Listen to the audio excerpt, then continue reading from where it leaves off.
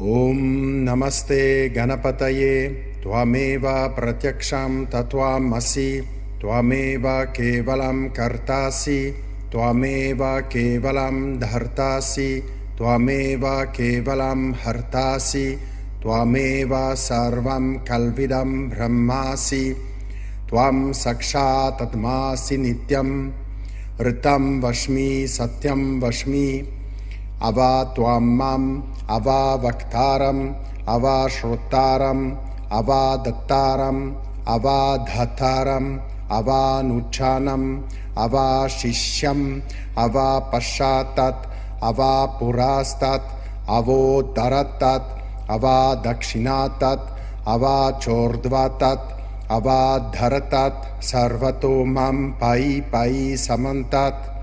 त्वं वाङ्मयस्त्वं चिन्मया त्वम् आनन्दमयस्त्वं ब्रह्ममया त्वं सच्चिदानन्दाद्वितीयोऽसि त्वं प्रत्यक्षं ब्रह्मासि त्वं ज्ञानमयो विज्ञानमयोऽसि सर्वं जगदिदं त्वत्तो जयते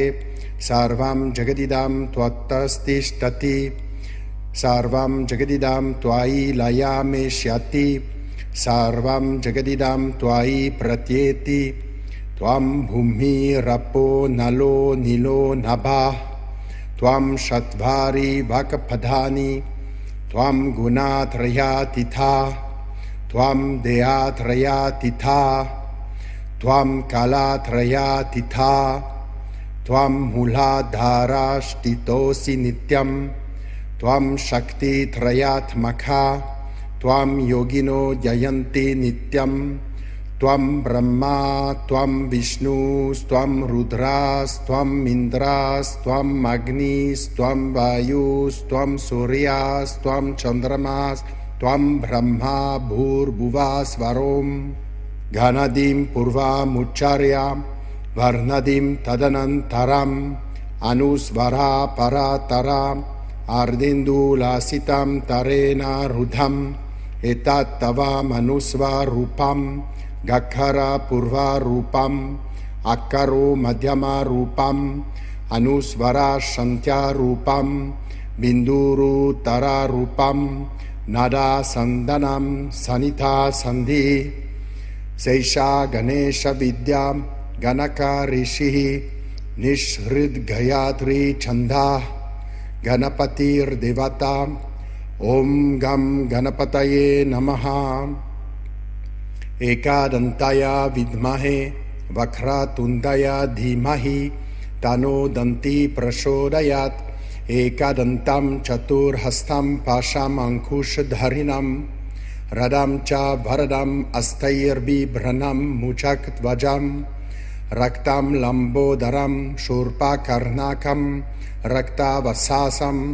रक्तगन्धानुलिप्तङ्गं रक्तपुष्पैः सुपूजितं भक्तानुकम्पिनं देवं जगत्कारणमच्युतम् आविर्भूतं च सृष्ट्यादौ प्रकृतेः पुरुषात् परम् एवं ध्यायति यो नित्यं स योगी योगिनां वरम् नमो व्रतपतये नमो घनपतये नमः प्रमथपतये